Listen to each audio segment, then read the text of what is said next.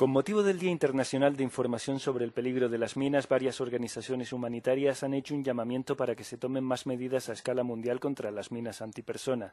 Se calcula que podría haber hasta 10 millones de minas terrestres esparcidas por unos 64 países y posiblemente cada año se colocan entre 2 y 5 millones más.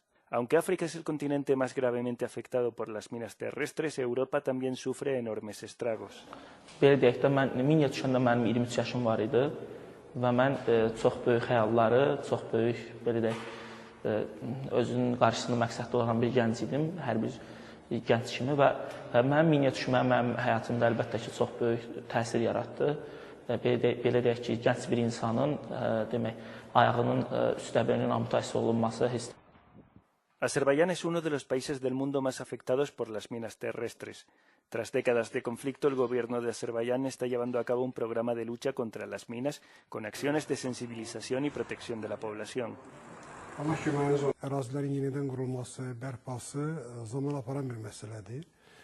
Buna görə də Anamanı mina təmizlənmə əməliyyatlarının miqyası çox genişləndi.